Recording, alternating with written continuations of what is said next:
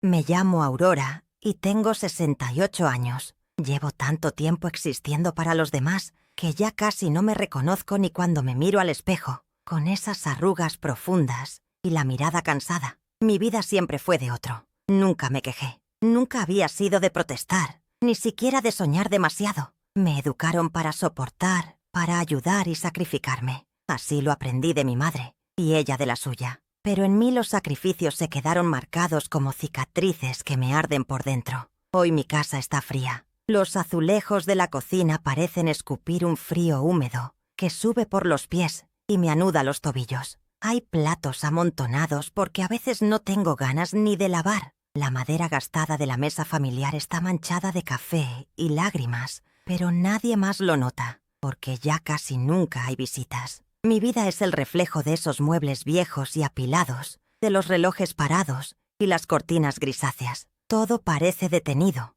huele a polvo, y no hay ni risas ni voces en los pasillos. Desde chica hice lo que se esperaba de mí. El primer gran sacrificio fue dejar la secundaria cuando tenía 15 años. Apenas murió mi padre. Mi madre cayó en un pozo, y mis hermanos eran pequeños aún. Trabajé 6 años en la panadería del barrio, la espalda rota de tanto cargar bolsas para que a mis hermanos nunca les faltara comida. Ellos siguieron adelante, se hicieron sus vidas y migraron lejos, pero a veces ni llaman. Nunca les reproché. A los 21 años pensé que, por fin, algo bueno me tocaría. Conocí a Raúl, me casé y trajimos a Diego al mundo. Creí que ahora la vida sería reparada, que el dolor tenía fecha de vencimiento. Pero Raúl se cansó pronto y nos dejó a Diego y a mí cuando el niño tenía solo 5 años. Segunda renuncia, el amor propio y la esperanza. Me aferré a Diego como un salvavidas cuando en verdad me estaba hundiendo. Rechacé el trabajo en la lavandería grande porque no podía dejar a mi hijo solo.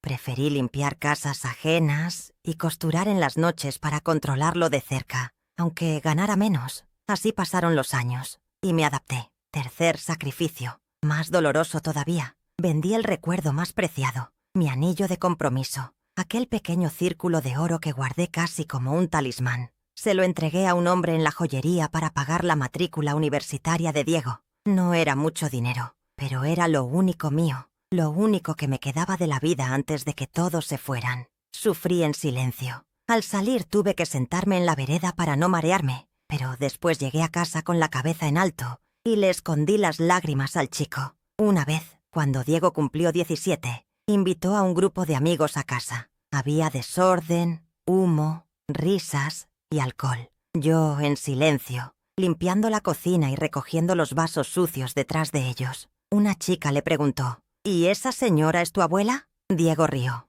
No, es mi mamá, pero está más pendiente de la limpieza que de la fiesta. Yo lo oí desde el pasillo y, pese a que me dolió, no dije nada. Silencio y resignación. Esa fue mi elección, mi armadura. La vida siguió sin grandes giros. De a poco normalicé ese peso, esa soledad, como si fuera parte de la maternidad, como si el dolor fuera deber de las mujeres. Olvidé mis propios cumpleaños. Dejé de comprarme ropa. No acepto invitaciones porque siempre algo puede necesitar Diego. Mi mundo se fue achicando hasta quedar reducido a las necesidades de mi hijo y los turnos en la caja del supermercado, que mantuve hasta que el esfuerzo me venció la espalda y vino la jubilación. Ahora sobrevivo con una pensión que apenas da para cubrir los gastos básicos. Día tras día, Diego me pide ayuda. Pide dinero porque está atravesando un mal momento. Pide que le cuide el gato. Pide que me quede en casa esperando al plomero si él tiene que trabajar. Y yo,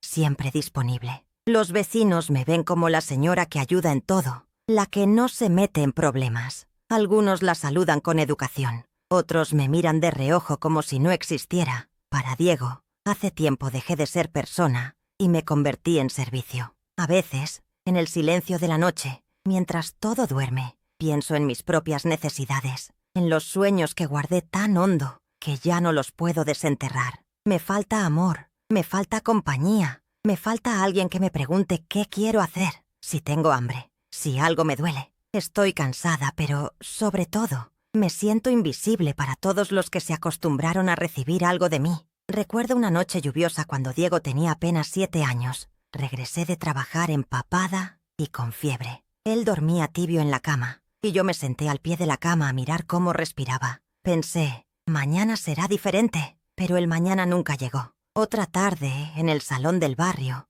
armaron una fiesta para el Día de la Madre. Vi a todas las mujeres rodeadas de flores y sus hijos, y yo sola en una mesa pequeña, esperando a que Diego se acordara, sin éxito. Terminé bebiendo un café frío, mirando por la ventana. Mi casa se parece a mí. Está cansada, gris, vencida. Los muebles están llenos de cicatrices, las paredes ahuecadas y el piso cruje cuando camino lento. El aire siempre huele a sopa recalentada y a ropa vieja. No hay fotos nuevas, solo retratos descoloridos de cuando Diego era niño. Así es mi vida, una sucesión de días iguales, de pequeños dolores callados y la esperanza, cada vez más tenue, de que algún día alguien vea cómo realmente estoy. La fiesta de los 50 años de casamiento de mis suegros tenía ese ambiente inconfundible de celebración bien hecha. Risas, jarras de refrigerante, olor a bolo recién cortado y la música de fondo que mezclaba acordes de décadas pasadas con voces infantiles corriendo entre las mesas. Yo llegué temprano, como siempre, para ayudar. Platos, bandejas,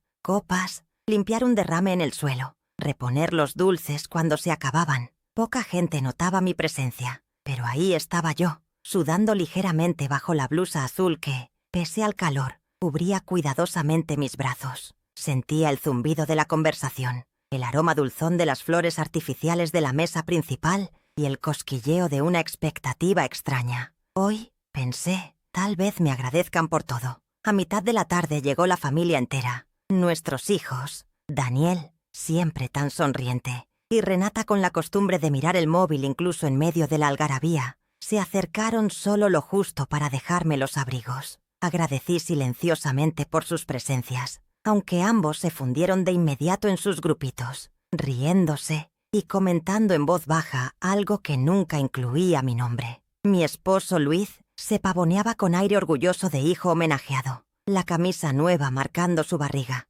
su risa grave resonando entre los invitados. El momento clave llegó en el discurso. Habían armado una tarima sencilla con micrófono. Primos, cuñados, nietos, todos se turnaron para decir unas palabras sobre los suegros. Hablaron del legado familiar, de los valores de unión, del esfuerzo compartido. Mis hijos se animaron a subir. Daniel recordó viajes familiares donde la abuela cocinaba durante horas. Renata relató cómo el abuelo siempre tenía las mejores historias. Yo estaba de pie junto a la mesa lateral, detrás de la columna. Nadie notó mi ubicación. La silla que me había reservado se la dieron a una invitada que llegó tarde. Hubiera querido escuchar mi nombre en alguna de esas historias, una mención mínima, aunque fuera por los sándwiches que corté y serví hacía horas. Pero mis hijos bajaron entre aplausos. La música volvió. La gente se dispersó. Nadie miró hacia mi rincón. En ese momento, una tía me vio cargando el cubo de basura. «Tania,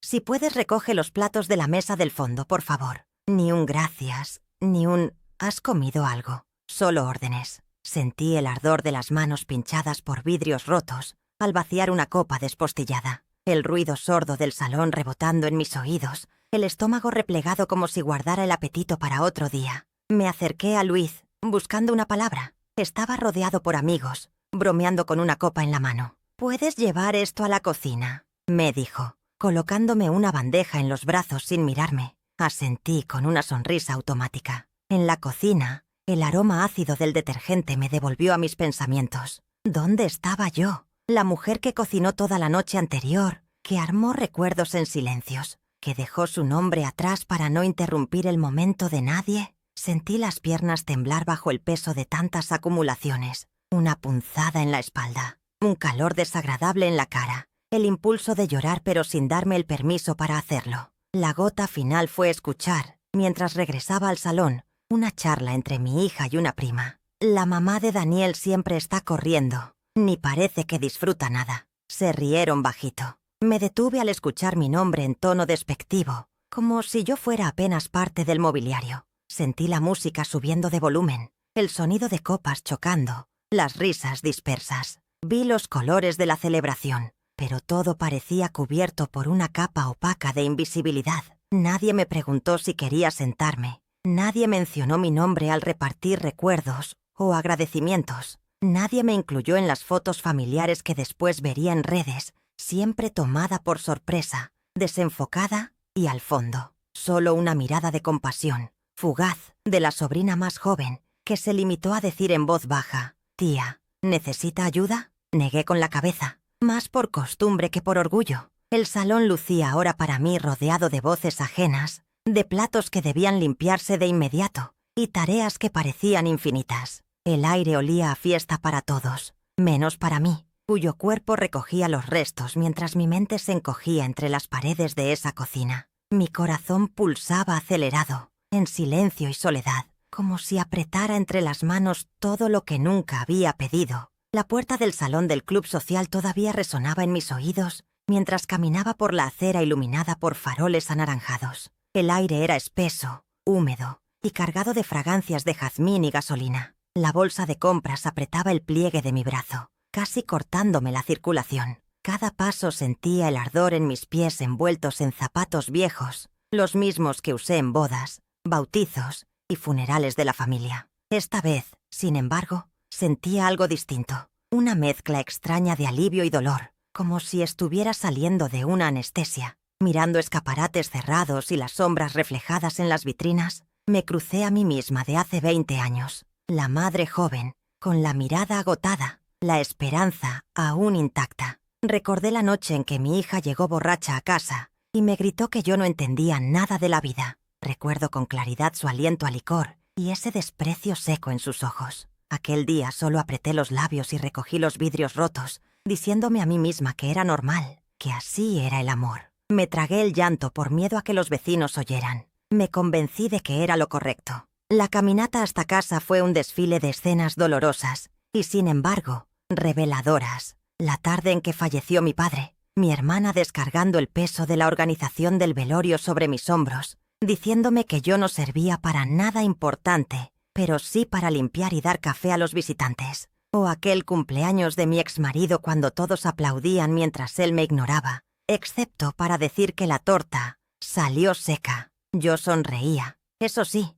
y recogía todo después. Empaqué esas memorias en el pecho una y otra vez, nunca cuestionando, como si de algún modo mereciera esa sombra. Pero ahora, con cada paso, esas imágenes adquirían un borde diferente. Vi el patrón, la forma. Siempre callaba, siempre me ponía de lado, siempre justificaba lo injustificable. El dolor no era nobleza, era hábito. ¿Por qué nunca lo vi antes? ¿Por qué nadie me lo dijo? Comprendí de repente que todos se acostumbraron a mi silencio, como si fuera parte del mobiliario. Una lámpara apagada en la esquina del salón. Al llegar a casa, el ruido de las llaves en la cerradura me resultó más fuerte que nunca. Cerré la puerta y me apoyé en ella, sintiendo su frío tras la espalda, permitiéndome por primera vez quedarme quieta y escuchar mi propia respiración. Mis manos temblaban. Miré el salón, la mesa atestada de papeles, las fotos llenas de polvo, el sillón hundido donde siempre me sentaba después de lavar la loza y recolocar todo en su sitio. Vi el reflejo de mi rostro en la ventana oscura, el cabello rebelde saliendo del moño, las ojeras marcadas, el gesto cansado. Pero bajo ese cansancio, algo nuevo se asomaba, una determinación silenciosa. Me senté en la silla de la cocina. El murmullo de la nevera y el gotear del grifo eran los únicos sonidos del mundo. Mientras intentaba calmar el latido acelerado, abrí una libreta y escribí sin pensar. No soy invisible. No nací para servir a ciegas. Mi diálogo interno era brutal. Una ráfaga de preguntas y respuestas, lanzadas sin piedad. ¿Por qué acepté tanto tiempo recibir las sobras? ¿Acaso creía que así sería querida? ¿Por qué nadie lo notó? Nadie lo detuvo. Reconocí la verdad, dolorosa y aguda como una espina clavada. No era indispensable para nadie, solo útil cuando me subordinaba. Me utilizaban, aceptaban mi sacrificio como derecho adquirido, y yo lo entregaba porque creía que era lo que debía. La claridad vino como un relámpago. Ya no dependía de ellos para definirme. Por un momento sentí el impulso de gritar, de romper algo, pero me contuve. En vez de eso me levanté y caminé hasta el armario del pasillo. Saqué una maleta azul raída en la que años atrás guardaba sueños pospuestos. Un viaje, una oportunidad, un comienzo distinto. Abrí la maleta y toqué las camisas dobladas, los papeles que nunca entregué. Ese objeto era el símbolo de mi parálisis, pero ahora lo sería de algo distinto. Decidí que mañana comenzaría a empacar, aunque fuera solo por el gesto. Guardé la libreta en la maleta y la cerré despacio, como si me despidiera de la persona sumisa que siempre fui. Todavía sentía miedo, todavía tenía muchas dudas, pero el primer movimiento había sido hecho. Volví a la cocina y preparé una taza de té. Mientras el agua hervía, me permití recordar 2 momentos que ahora sentían nuevos significados. El día que mi hija me abrazó después del parto de su primer hijo, temblando de miedo, y yo sentí por primera vez que podría ser guía, y no solo soporte. Y el cumpleaños en el que nadie apareció, y cené sola, pero comprendí el placer de mi calma y mi espacio. Ahora sé que esos instantes eran grietas de luz, asomando entre la niebla. De dolor pasé a determinación, con una especie de calma al saber que nadie vendría a salvarme, pero tampoco podrían pararme. Mi historia no termina aquí, empieza hoy, en este silencio. Una decisión, una línea escrita, una maleta lista. No me revelo aún, pero ya no estoy dormida. Me desperté antes que el sol. La casa amanecía fría, con ese olor a café viejo y ropa usada acumulada en los días lluviosos. Me senté en la cama y sentí el aire denso, igual que casi todas las mañanas, pero esa vez todo parecía cargado de una electricidad rara. Me quedé quieta unos minutos, dejando que la sensación me recorriera y me avivara el coraje. Ya no era solo tristeza, ni resignación. Había algo hirviendo en el fondo, una promesa silenciosa. En la cocina, contemplé por unos segundos el refri cubierto de papeles, facturas, menús escolares, recordatorios para los otros. La lista de compras, escrita con letra apresurada, la cual siempre terminaba completando yo. El microondas pitando cada vez que alguien olvidaba la comida dentro. Hasta la mancha de café seca en la mesa era un testigo mudo de una costumbre, la de limpiar, reparar, asistir sin parar, sin que nadie lo notara. Respiré profundo y busqué esa pequeña hoja de papel que había preparado la noche anterior. Solo una frase: hoy no puedo ayudarte. La doblé y la guardé en mi bolsillo, sintiendo que ese simple gesto era el inicio de algo. El peso del bolso sobre mi hombro se sentía distinto, más liviano y vibrante. Me vestí con ropa normal, no con el uniforme viejo de siempre, ese que usan las que nadie mira. Maquillé mis ojeras apenas, como quien pinta una grieta, y recogí el cabello. Mi reflejo me observaba con duda, pero mis ojos estaban duros y claros. Preparé mi propio desayuno a paso lento. Por primera vez en años comí antes de atender los pedidos de los otros. Oía el sonido lejano de puertas cerrándose, tacones sobre el suelo, voces apuradas. Nadie preguntó por mí. A las 7:30 mi hija apareció en la cocina con la mochila desordenada y el ceño fruncido. «Mamá, ¿viste mi presentación? ¿La terminaste?» Sentí una punzada en el estómago, pero sostuve la mirada. Sin mucho más que decir, saqué la hoja del bolsillo, la puse sobre la mesa y respondí despacio: «Esta vez no la hice. Vas a tener que resolverlo sola». Su cara al principio se arrugó. Creyó que era una broma. Se enojó, balbuceó una protesta y salió apurada, golpeando la puerta. El sonido fue seco, final. Me quedé observando la taza vacía y me sentí temblar, pero no de miedo. Un temblor eléctrico, mezclado de susto y alivio. Caminé por la casa un rato, tocando los bordes de los muebles, sintiéndolos solo míos. Pensé en llamar a mi hermana para decirle que este año, en el cumpleaños de mamá, no prepararía nada. Dudé unos segundos. Entonces marqué el número, todavía recordando las últimas veces juntas, yo cargando las bolsas mientras todos reían. Cuando atendió, hablé con un tono llano, que ni yo reconocía. «Este año, no me encargo ni de la comida ni de la decoración. Podés arreglarlo con los demás». Comisión cerrada. Al principio pasaron segundos de silencio. Luego solo murmuró: «Bueno, si vos decís», y cortó. Más tarde ese día, cuando llegó mi cuñada trayendo a los sobrinos para que los cuidara un ratito, la recibí en la puerta. «Hoy no puedo, intenten con otra abuela», le dije, esperando la típica súplica o la queja, pero no insistió mucho. Me miró de arriba abajo, como si no me reconociera, y se fue murmurando cosas sobre cuán rara estaba últimamente y sobre quién se iba a encargar ahora. Sentí la libertad en el pecho, caliente y vibrante, como una chispa que crece. Durante la mañana, caminé hacia la plaza del barrio. Llevaba años pasando frente a ese lugar sin entrar, siempre corriendo a alguna cita, a solucionar la vida de alguien. Me senté en un banco, cerré los ojos y dejé que el sol filtrándose entre las ramas me acariciara el cuello. Respiré hondo, inhalando olores a tierra húmeda, escuchando voces lejanas de niños jugando, sintiendo el fresco de la sombra. Por primera vez en mucho tiempo, ese rato era solo para mí. Miré el reloj y noté que no me urgía volver. Eso era nuevo, y era bueno. Saqué un cuaderno viejo que llevaba en la bolsa y escribí mi nombre, varias veces. Solo mi nombre, como si estuviera recuperando el espacio propio letra por letra. Al escribir, una lágrima solitaria me recorrió la mejilla. No de tristeza, sino de puro alivio. Al regresar me topé con mi marido, que rara vez anda en casa a esa hora. Me miró sorprendido, acostumbrado a verme siempre atareada, y preguntó, ¿hoy no ibas a preparar el almuerzo? Respondí, tranquila, hoy te toca a vos. Yo salgo de nuevo. Se quedó mirando, con una mezcla de incredulidad y fastidio, pero esta vez no hubo discusión. Cerré la puerta y, por unos segundos, sentí el mundo entero esperando mi reacción habitual. No la di. El símbolo de la jornada fue ese papel con la frase, «Hoy no puedo ayudarte», que doblé y guardé como un talismán, no para otros, sino para recordármelo yo misma.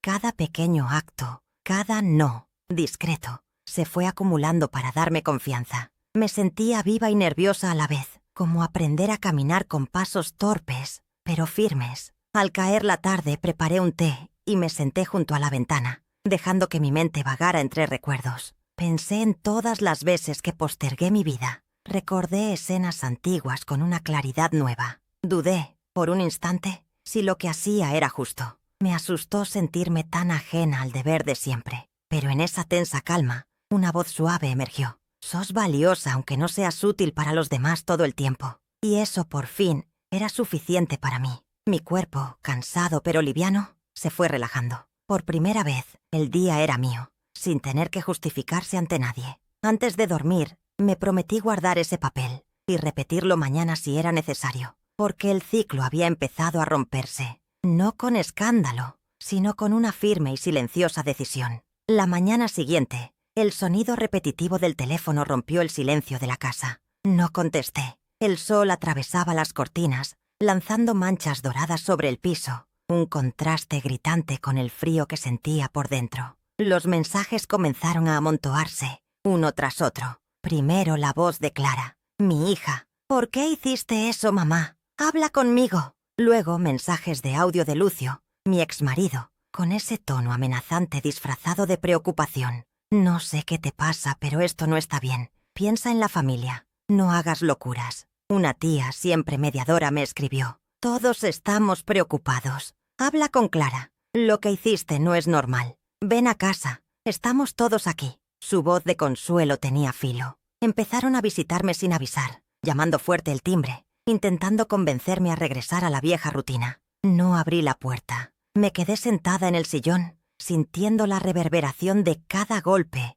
en la puerta, en los huesos. Era como si toda mi vida quisiera volver a meterme en una caja que acababa de romper. Al mediodía, la secretaria de Lucio, con esa familiaridad forzada de quien nunca me vio, me dejó un mensaje. «María, Lucio dice que debiste avisar antes de hacer cambios. Sabes cómo afecta todo, ¿no?» Me hervía la sangre. ¿A quién le importaba? ¿Cuándo era yo la que siempre sacrificaba algo? Cuando salía a buscar trabajo por horas para pagar sus cuentas. Cuando cambié de turno y, por eso, dejé de estudiar. Por la tarde, luego del tercer intento de Clara de llamarme, mandó un mensaje que pesó. «No puedo creer que seas tan egoísta. Siempre pensé que podía contar contigo. Te digo cuando reacciones». Me quedé mirando el teléfono por minutos, sintiendo la garganta cerrada y el corazón pegando fuerte en el pecho. Nadie preguntaba cómo me sentía yo. Todo giraba en torno a su incomodidad, su sorpresa ante mi negativa. Llegó una vecina para ver si yo estaba bien. No abrió la boca para preguntar, solo se asomó, juzgó con los ojos y se fue tras mi silencio. Era demasiado familiar la sensación de aislamiento, como en esas noches en las que Lucio salía, la casa quedaba a oscuras y yo solo escuchaba la nevera zumbando. En ese entonces me decía que eso era normal, que sacrificar mis deseos era lo que todas hacían. Al ver esas mismas caras decepcionadas de siempre, me di cuenta de que, aunque me sentía sola, era una soledad elegida, una prueba de que el cambio tenía consecuencias concretas. Acepté esa soledad. Me llegó una ráfaga de miedo, como si estuviera caminando sin linterna en un cuarto oscuro. Dudé. ¿Y si estaban en lo cierto? Si lo que estaba haciendo era insensato, egoísta, cruel. Pero después identifiqué esa voz. Era la misma que siempre había hecho que me callara, que dijera sí cuando quería gritar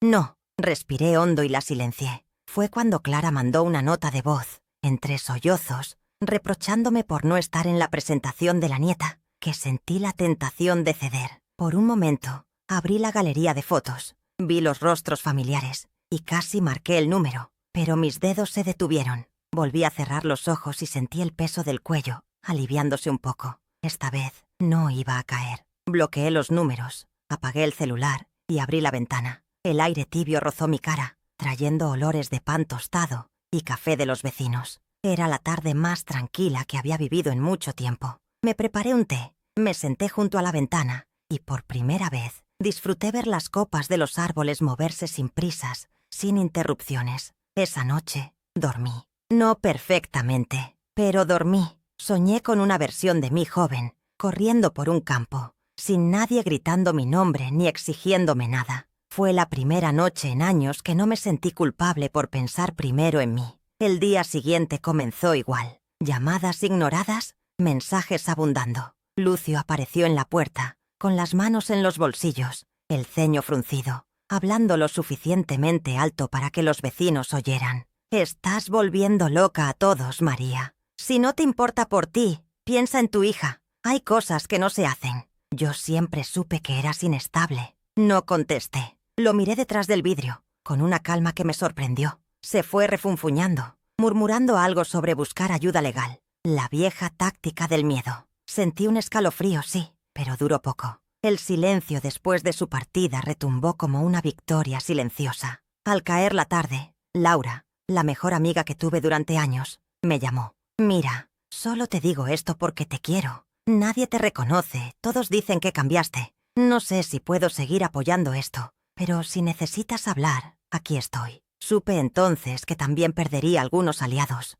Dolía, pero era un precio justo por la paz que sentía por dentro. Esa noche busqué un cuaderno y anoté, en letras grandes, «No vuelvas atrás». Lo pegué en el espejo del baño para verlo cada mañana. Era mi forma silenciosa de mantenerme firme pese al viento en contra. Con cada negación, cada límite, ganaba un centímetro de mi propio espacio. Los vacíos y rechazos pesaban, pero nunca tanto como la tristeza de haberme perdido durante años. Aunque temblaba por dentro, sabía que, por fin, comenzaba a vivir para mí. La tarde comenzó como cualquier otra. Había decidido poner orden en mis papeles, por mera distracción, buscando entre aquellas carpetas que trajeran algún sentido de permanencia a mi vida nueva. El silencio del apartamento, quebrado solo por los zumbidos del frigorífico, se sentía extraño, casi incómodo. Levanté una caja de documentos pesados, todos mezclados. Recibos, notas escritas en huecos de agendas antiguas, cartones de cumpleaños olvidados por mis hijos, y entre ellos una carpeta azul tan vieja como mi época de secundaria. Me senté en el colchón, sobre la manta sin estirar, y comencé a desempolvar el contenido como quien raspa la superficie de una herida antigua. Al principio los papeles parecían solo una continuación de la confusión habitual. Contratos de alquiler vencidos, apuntes de supermercado, hasta que encontré, perdida en medio de recibos amarillentos, una carta con el membrete de un despacho de abogados de otra ciudad. El corazón me martilleó las costillas al reconocer el nombre de mi madre en la parte superior de la hoja. No recordaba cuándo o por qué esos documentos estaban allí. Los había arrastrado de casa en casa, igual que mis culpas. Comencé a leer la carta, sintiendo que el pasado me arrastraba a su remolino. Era un contrato de separación entre mis padres, con fecha de casi 30 años atrás. El texto mencionaba una pensión mensual que mi madre debía enviar hasta que yo cumpliera la mayoría de edad, además de un arreglo para visitas un fin de semana al mes. Mi mente luchaba por entender que aquello no era el relato que siempre escuché de mi padre, ni lo que yo conté a mis propios hijos. Busqué más información, guiada por una mezcla de rabia y curiosidad. Encontré comprobantes bancarios en sobres, rotulados con meses y años, transferencias en la cuenta de mi padre, justo las fechas y montos indicados en el acuerdo legal. Algunos papeles traían notas escritas con apresuramiento. Para útiles de Mayara o para doctor. Me temblaron las manos. Reviví los años adolescentes en que escuché a mi padre, repetidas veces, decirme que mi madre los había abandonado porque no quería responsabilidades, que nunca más había preguntado por mí. Y yo, sumisa, acepté esa verdad empaquetada y la probé amarga durante décadas. Ahora vislumbraba matices. Mi madre no desapareció, al menos no como siempre me hicieron sentir. Noté entre los papeles una nota doblada varias veces,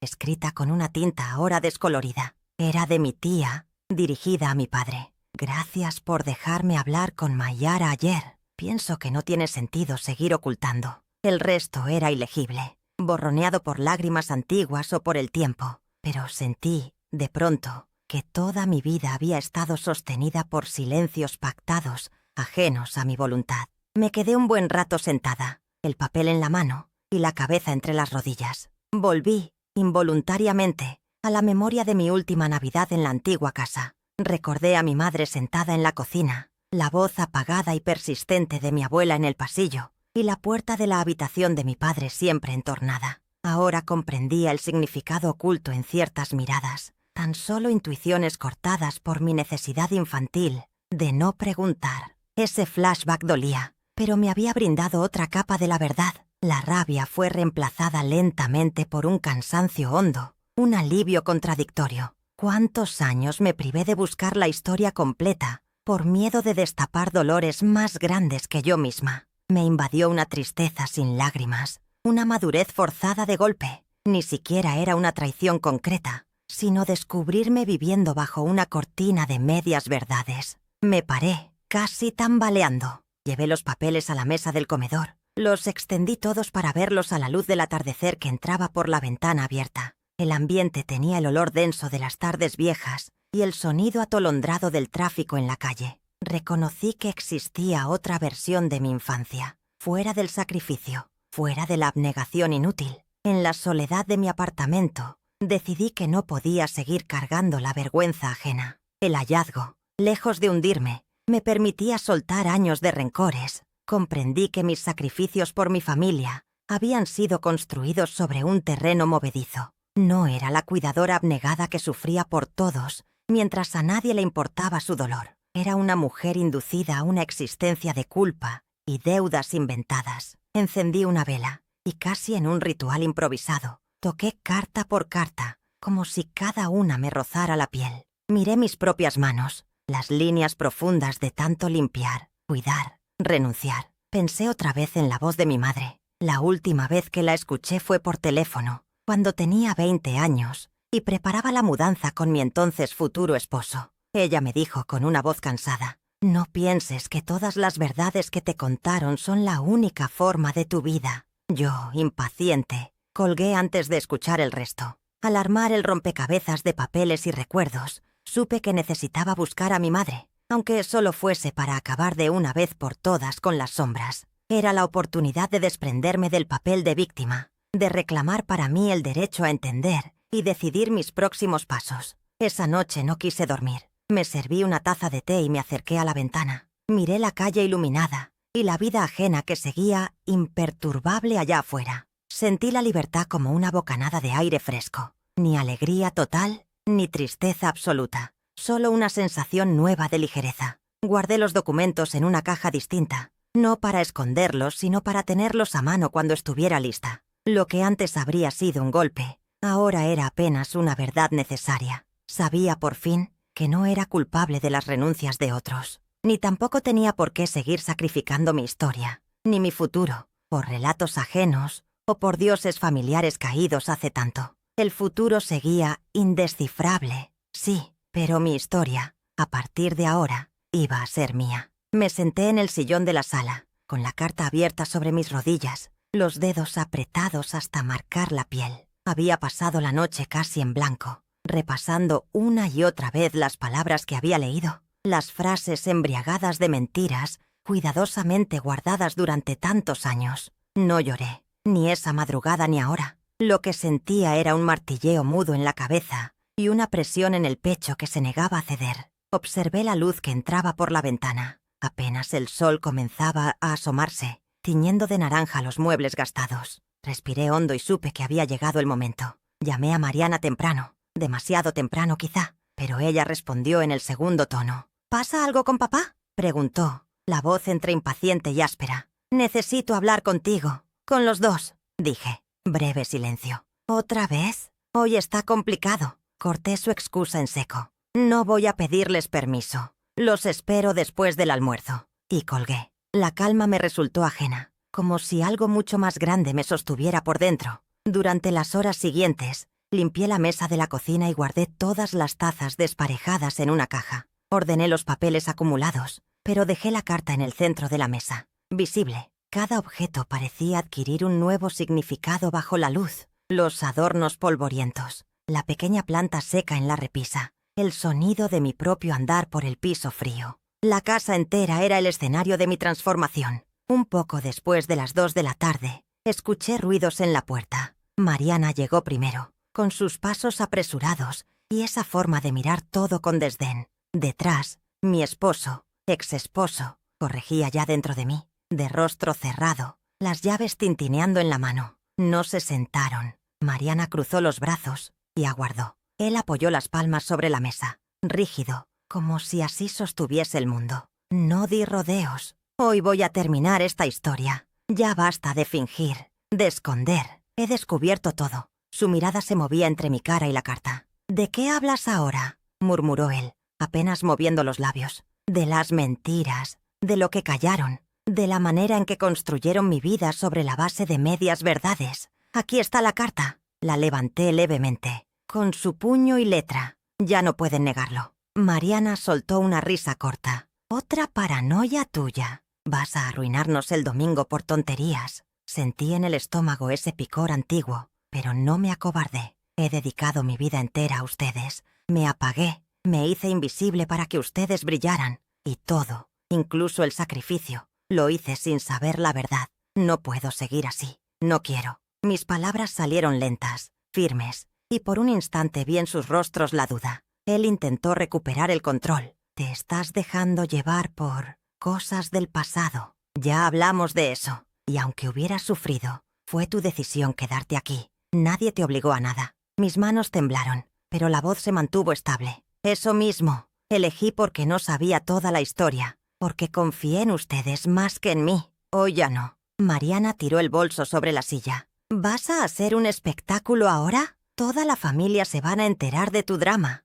Ya no me importa lo que piense la familia. Tantos años viviendo bajo la sombra de sus expectativas, sus chismes. Ya no soy esa mujer. Él alzó la voz. Vas a perderlo todo. Si sales con este show, acuérdate que dependes de nosotros. Me reí. Apenas un susurro. No dependo más. Quizás la soledad me asuste, pero tu chantaje ya no me detiene. Un silencio tenso envolvió la sala. Mariana masculló. Siempre tan víctima, mamá. ¿Es tu manera de hacerte ver importante? Por primera vez desde que la conozco, le sostuve la mirada sin bajar la cabeza. No quiero ser importante. Solo quiero ser libre. Y se acabó. Mi esposo miró la carta como si quisiera destrozarla, pero no se atrevió a tocarla. Sentí que el aire pesaba menos, que todo mi cuerpo, aunque cansado, estaba más erguido. Dije, despacio. La verdad no me destruye, me libera. Ellos guardaron silencio, buscando una grieta por donde hurgar. No la encontraron. Salí de la sala antes que ellos. No escuché sus reproches ni sus amenazas. Crucé el pasillo como si lo hiciera por última vez, con la certeza de quien, finalmente, camina por su propia voluntad. Cerré la puerta y, por primera vez en décadas, no miré hacia atrás. Abro lentamente las cortinas de mi nuevo apartamento, dejando que la luz dorada de la mañana invada la sala. El espacio es pequeño, con paredes blancas aún desnudas, pero aquí todo es diferente. Respiro hondo, sintiendo el aire limpio y fresco, no viciado por los suspiros pesados del pasado. Siento una ligereza inusual en los hombros. Es la primera vez en muchos años que despierto sin la urgencia de servir a nadie, sin esa sombra constante de exigencias ajenas. En la cocina preparo un desayuno sencillo solo para mí. Pan crujiente, queso fresco, frutas que elijo a dedo. El aroma del café llena el ambiente, y por primera vez me siento merecedora de cada pequeño placer. Me tomo el tiempo para saborear cada bocado, mirando la ciudad a través de la ventana, observando cómo la vida sigue a su propio ritmo, ajena a mi jornada anterior, pero, de alguna manera, acompañándome en este renacer. Termino de comer y doy vueltas por la casa, tocando las superficies lisas. Para celebrar este nuevo comienzo, abro mi antiguo baúl y saco una manta colorida que era de mi abuela. La extiendo sobre el sofá, como si ese pedazo del pasado pudiera darme la calidez necesaria para abrazar el futuro. Tomo mi cuaderno, el mismo donde antes solo anotaba recados, y lo inauguro con palabras de planes y sueños pequeños. Una receta que quiero probar, una película que nunca vi, un parque por descubrir. A media mañana, salgo a caminar. Las calles parecen vibrar con un color distinto. Más vivos los árboles, más limpias las calzadas, más amables los rostros desconocidos que cruzan conmigo. Paso por la panadería de la esquina y, por impulso, entro y me presento a la señora que la atiende. Me pregunta si soy nueva en el barrio. Le digo que sí. Me ofrece una sonrisa y me recomienda el mejor pan. Es un gesto simple, pero siento un calor en el pecho. Pertenecer a un lugar, aunque sea por elección propia y no por mandato de nadie. Regreso a casa con media docena de panes calientes y una invitación para el café de la tarde en la casa de la vecina del tercer piso. Una mujer risueña con la que solo crucé palabras al mudarme. Acepto, sintiéndome abierta a nuevos vínculos, a relaciones en las que dar y recibir sean finalmente equilibrados. Dejo los panes en la mesa y decido redecorar una de las estanterías con objetos que me representan. Una pequeña figura de barro, una fotografía mía en la juventud, con los ojos llenos de sueños, una tarjeta postal vieja, enviada por una amiga que nunca tuve tiempo de visitar. Por la tarde, el ritual del café con la vecina se convierte en risas y confidencias livianas. No necesito contar toda mi historia,